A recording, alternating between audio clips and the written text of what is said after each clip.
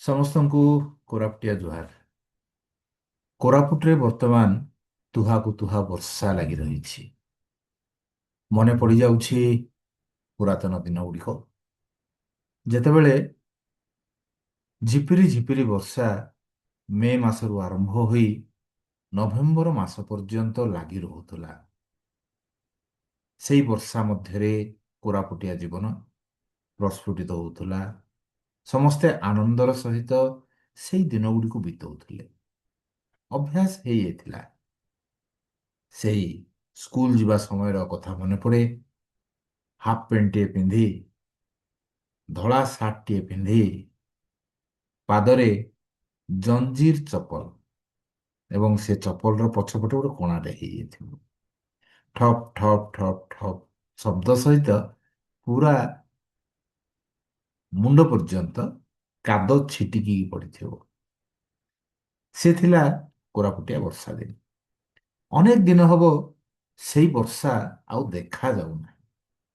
କିନ୍ତୁ ମଝିରେ ମଝିରେ ବେଳେବେଳେ କିଛି ଦିନ ପାଇଁ ସେଇ ଅନୁଭୂତିଟି କୋରାପୁଟ ଲୋକଙ୍କୁ ଆଣିଦିଏ ପ୍ରକୃତି। କାଳେ ଲୋକ ଭୁଲିଯିବେ ପୁରାତନ କୋରାପୁଟକୁ। ସେଇଥିପାଇଁ ସେ ଚେଷ୍ଟା କରେ ଯେ ଏଇ କୋରାପୁଟିଆ ମଣିଷ ଯେଉଁଭଳି ଭାବରେ ଏଇ ପ୍ରକୃତି କୋଳରେ ବଞ୍ଚି ରହିଥିଲା, ଯେଉଁଭଳି ବର୍ଷାକୁ ସାମ୍ନା କରୁଥିଲା, ବର୍ଷାକୁ ଆନନ୍ଦରେ ଉପଭୋଗ କରୁଥିଲା, ତାରି ଏକ ଝଲକ ସେ କିଛି ଦେଇଥାଏ। ଏବଂ ସେଇ ଝଲକ ବର୍ତ୍ତମାନ ଦେଖିବାକୁ ମିଳୁଛି। ନିରନ୍ତର ଭାବରେ ସେଇଭଳିଆ ମାସ ମାସ ଧରି ବର୍ଷା ନାହିଁ ଯୋଉଠିକି ଲୋକ ଅ, ଲୁଗା ଶୁଖେଇବା ପାଇଁ ଚୁଲିକୁ ବ୍ୟବହାର କରୁଥିଲେ, କାରଣ ସୂର୍ଯ୍ୟଦେବ ବହୁତ କମ୍ ଆସୁଥିଲେ। ବର୍ତ୍ତମାନ କିଛି ଦିନ ମଧ୍ୟରେ କିଛି ଦିନ ବ୍ୟବଧାନରେ ପଳେଇ ଆସୁଛନ୍ତି। ତେବେ ବର୍ତ୍ତମାନ ଯୋଉ ବର୍ଷା ଲାଗି ରହିଛି, ଭୀଷଣ ବର୍ଷା ଲାଗୁଛି। ସମସ୍ତଙ୍କ ମନରେ ଗୋଟିଏ ହିଁ କଥା ଯେ ବହୁତ ବର୍ଷା ହଉଛି, ଘରୁ ବାହାରି ହଉନାହିଁ। କିନ୍ତୁ କୋରାପୁଟିଆ ବର୍ଷା ଗୋଟେ ନିଆରା ବର୍ଷା ସମସ୍ତେ କୁହନ୍ତି। ତେବେ ଏଇ ନିଆରାଟାକୁ ଜାଣିବେ କେମିତି ଯଦି ରାସ୍ତାକୁ ନ ଆସିବେ?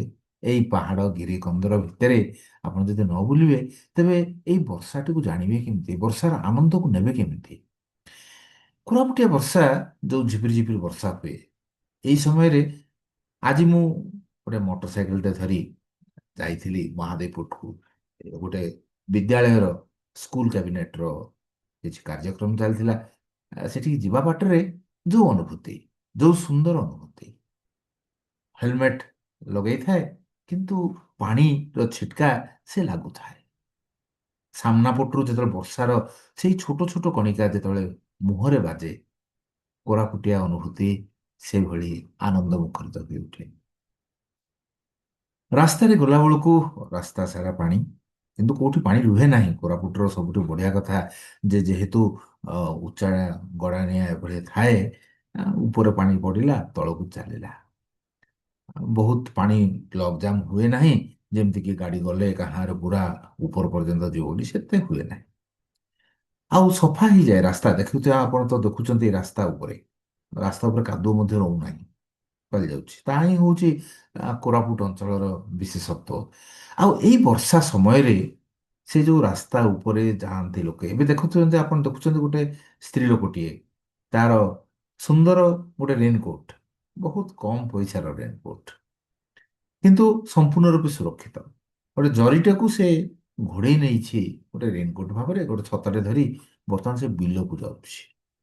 କାରଣ ବିଲରେ ଏଇ ସମୟରେ ହିଁ କାମ କରିବାକୁ ପଡିବ, ନହେଲେ କେମିତି ତାର ଚାଷବାସ କେମିତି ହବ? ଦେଖୁଛନ୍ତି ତ କେମିତି ବିଲରେ ଆ, ଅଣ୍ଟା ନୁଆଇକିରି ଆଉ ଜଣେ ମହିଳା କାମ କରୁଛନ୍ତି। ଏଇ ସମୟରେ ସେମାନେ ରୋପିବାର ବେଳ। ତେଣୁ ଏଇ ସବୁ କାର୍ଯ୍ୟ ଚାଲି ରହିଥାଏ ନିରନ୍ତର ଭାବରେ, ସେ ଭୀଷଣ ବର୍ଷା ହଉ କି ଯାହା ହଉ। ଆଉ ଏଇ ଭୀଷଣ ବର୍ଷା ଭିତରେ କୋରାପୁଟର ପ୍ରକୃତି ଧୋଇ ଯାଇଥାଏ ତାର ସୌନ୍ଦର୍ଯ୍ୟକୁ ପ୍ରକାଶ କରିବା ପାଇଁ। ଗଛ ଗୁଡ଼ିକ ସବୁ ସବୁଜ ରଙ୍ଗର ଗୋଟାଏ ସୌନ୍ଦର୍ଯ୍ୟକୁ ପ୍ରକାଶ କରିଥାନ୍ତି। ରାସ୍ତା ଦେଇ ଗଲାବେଳକୁ ସେ ଯୋଉ କୋହଲା ପବନ, ସିରି ସିରି ପବନ ହାତକୁ ବାଜୁଥିବ, ମୁହଁକୁ ବାଜୁଥିବ, ସେ ଯୋଉ ଆନନ୍ଦ। ଆପଣ ସାଧାରଣ ରାସ୍ତାରେ ଯାଆନ୍ତୁ କିମ୍ବା ଦେଓମାଳି କିମ୍ବା କୁଟିଆ ଆଡ଼କୁ ଯାଆନ୍ତୁ। ଦେଓମାଳି କୁଟିଆ ଆଡ଼କୁ ଗଲେ ତ ଆପଣ ମେଘ ସହିତ କଥା ହେବେ, ମେଘରେ ଚାଲିବେ, ମେଘର ଆନନ୍ଦ ନେବେ। ଆପଣ ଚାଲୁଥିବେ ମେଘରେ ଓଦା ହେଇଯିବେ। ସେ ଏକ ଅପୂର୍ବ ଅନୁଭୂତି। ଯେକୌଣସି କୋରାପୁଟ ଜିଲ୍ଲାର ଯେକୌଣସି ପାହାଡ଼ ଉପରକୁ ଗଲେ ଆପଣ ସେ ଅନୁଭୂତିଟା ପାଇବେ। ତେଣୁ କୋରାପୁଟିଆ ବର୍ଷା ଆ, କୁ ଡରି ଯାଇ ଘର ଭିତରେ ରହିବାର ବେଳ ନୁହେଁ ଇଏ। ଇଏ ହେଉଛି ଘରୁ ବାହାରିବାର ବେଳ। କାରଣ କୋରାପୁଟିଆ ବର୍ଷାକୁ ଆନନ୍ଦ, କୋରାପୁଟିଆ ବର୍ଷାର ଗୋଟେ ଆନନ୍ଦ ରହିଛି। ସେ ଆନନ୍ଦଟାକୁ ନେବା କେମିତି? ଆମ ହାତରେ ସେ ବର୍ଷାର ପାଣି ବାଜିବାକୁ ପଡ଼ିବ। ସେ କୋହଲା ପବନ ଆମ ଦେହରେ ଲାଗିଲେ ହିଁ ତ ତାକୁ ସହ୍ୟ କରିବାର ଶକ୍ତି ପାଇବା। ଯେତେ ଯେତେ ଆମେ ତାଠାରୁ ଦୂରେଇ ଯିବା, ତାର ଅ, ରୂପ ସେତିକି ଭୟଙ୍କର ଭାବରେ ଆମକୁ ଦେଖାଯିବ। ସେତିକି ଆମର ଦେହ ଖରାପ ହେଲା ଭଳିଆ ଲାଗିବ। ଏଇସବୁ ଯାକ ଅସୁବିଧା ରହିଛି। ତେଣୁ ଆସନ୍ତୁ, ଅ, ପ୍ରକୃତି ମଧ୍ୟକୁ ଆସନ୍ତୁ। ପ୍ରକୃତିର ଏଇ ଯୋଉ ସୌନ୍ଦର୍ଯ୍ୟକୁ ଉପଭୋଗ କରନ୍ତୁ। ଆପଣମାନେ ସେଇ ଭିତରେ ପ୍ରବେଶ କରିବେ। ଯାହାକୁ ସାଙ୍ଗ କରି, ବନ୍ଧୁ ଭାବରେ ଆପଣ ଯଦି କୋରାପୁଟର ପ୍ରକୃତିକୁ ନେବେ, କୋରାପୁଟର ପ୍ରକୃତି ମଧ୍ୟ ଆପଣଙ୍କୁ କଥା ହବ। ଦେଖୁନାହାନ୍ତି ଏବେ ଏ ଯୋଉ ରେଲୱେ ଟ୍ରାକ୍ ଦେଖାଉଛୁ। ଆଜି ଦେଖିଲି ସେ ରେଲୱେ ଟ୍ରାକରେ ସେମାନେ ଟ୍ରାକଟିକୁ ଚାଲି ଚାଲି, ଭୀଷଣ ବର୍ଷା ହଉଛି, ଚାଲି ଚାଲି ସେମାନେ କାମ କରୁଛନ୍ତି। ଏବଂ ଆଜି ଆପଣମାନେ ଦେଖିଥିବେ ଦିନ ସାରା କରେଣ୍ଟ ଯାଉଛି ଆସୁଛି। କ'ଣ ପାଇଁ?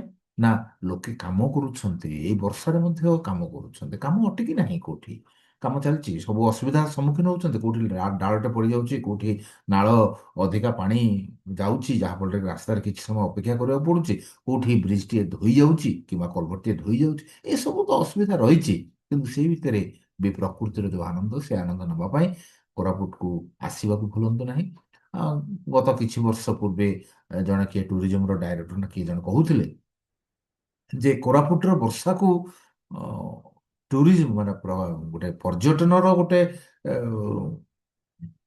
କାରଣ ଭାବରେ, କାରକ ଭାବରେ, ମାନେ a point to be noted for tourism of Koraput ବୋଲି ଆମେ କୋରାପୁଟର ବର୍ଷାକୁ ବିକ୍ରି କରିପାରିବା ବୋଲି ସେ ମଧ୍ୟ କହୁଥିଲେ ଥରେ ସର୍କିଟ ହାଉସରେ ସାମ୍ବାଦିକମାନଙ୍କ ସହିତ କଥାବାର୍ତ୍ତା ମାଧ୍ୟମରେ ଅନେକ ବର୍ଷ ପୂର୍ବେ। ତେବେ ସେଇଭଳି ଆମେ ଯଦି କୋରାପୁଟକୁ ଅନୁଭବ କରିବା ଏବଂ କୋରାପୁଟ କଥା ଚାରିଆଡ଼େ ଏଇଭଳି ଭାବରେ ଆମେ ବର୍ଣ୍ଣନା କରିବା, ନିଶ୍ଚିତ ଭାବରେ କୋରାପୁଟକୁ ଏଇ ସମୟରେ, ବର୍ଷା ସମୟରେ, ବର୍ଷାକୁ ଅନୁଭବ କରିବା ପାଇଁ, ବର୍ଷାକୁ ଦେଖିବା, ଦେଖୁଛୁ ଆମେ କିଛି ପର୍ଯ୍ୟଟକ ବି ଆସୁଛନ୍ତି ଏଇ ବର୍ଷାକୁ ଦେଖିବା ପାଇଁ। ସେଦିନ କୋରାପୁଟର ଶାବର ଶ୍ରୀକ୍ଷେତ୍ରର ଶ୍ରୀ ଜଗନ୍ନାଥ ମନ୍ଦିରରେ କିଛି ଆ, ପଶ୍ଚିମବଙ୍ଗରୁ ଆସିଥିବା କିଛି ପର୍ଯ୍ୟଟକଙ୍କ ସହିତ କଥାବାର୍ତ୍ତା କରୁଥିଲି। ସେମାନେ କହୁଥିଲେ କୋରାପୁଟର ବର୍ଷା ଦେଖିବାକୁ ସେମାନେ ଆସିଛନ୍ତି ବୋଲି। ତେଣୁ କୋରାପୁଟିଆ ବର୍ଷା କୌଣସି ଭୟଙ୍କର ଏକ ଦାନବ ଭଳିଆ ନୁହଁ। ଏହା ପ୍ରେମର ସହିତ, ସ୍ନେହର ସହିତ ଆମ ସମସ୍ତଙ୍କୁ ଆବରି ନିଏ, ଆମ ସମସ୍ତଙ୍କୁ ସ୍ପର୍ଶ କରେ। ଯେମିତି ଆପଣଙ୍କର ଗ୍ରୀଷ୍ମ ଋତୁରେ ବିଭିନ୍ନ ପ୍ରକାରର ସମସ୍ୟା ରହିଛି, ଶୀତ ଋତୁରେ ବିଭିନ୍ନ ପ୍ରକାର ସମସ୍ୟା ରହିଛି, ନିଶ୍ଚିତ ଭାବରେ ବର୍ଷା ଋତୁରେ ମଧ୍ୟ ସମସ୍ୟା ରହିଛି। କିନ୍ତୁ ବର୍ଷା ଋତୁରେ ଏଇ ଯୋଉ ଆନନ୍ଦଟିକୁ, ଏହା ଆପଣ ଆସିଲେ ହିଁ ଜାଣିବେ, ବର୍ଷାରେ ଭିଜିଲେ ହିଁ ଜାଣିବେ, ବର୍ଷାରେ ବର୍ଷାକୁ ସ୍ପର୍ଶ କଲେ ଜାଣିବେ ୟାର ନିଆରା ଆନନ୍ଦ, ୟାର ନିଆରା ପରଶକୁ। ତେବେ ଅପେକ୍ଷା କାହାକୁ? ବର୍ଷାକୁ। ବର୍ଷା ପଳେଇଗଲା ପରେ ଆଉ ଆପଣ ଏ ଆନନ୍ଦ ପାଇପାରିବେନି। ଆସନ୍ତୁ, କୋରାପୁଟର ମେଘକୁ ଦେଖନ୍ତୁ, କୋରାପୁଟର ମାଟିକୁ ଛୁଅନ୍ତୁ, କୋରାପୁଟର এই ପାଣି ପବନରେ ଯୋଉ ନିତ୍ୟ ଆନନ୍ଦର କଥା, ସେ ଆନନ୍ଦଟିକୁ ସାଉଁଟି ନିଅନ୍ତୁ। ଆଶା କରୁଛୁ ଦେଖା ହେବ କୋରାପୁଟର କୌଣସି ଏକ ରାସ୍ତାରେ। ସେତିକି ପର୍ଯ୍ୟନ୍ତ ବିଦାୟ ନେଉଛି ମୁଁ, ସିଏ ସାନ୍ତାକା ରେଡ଼ିଓ କୋରାପୁଟ ପାଇଁ। ନମସ୍କାର।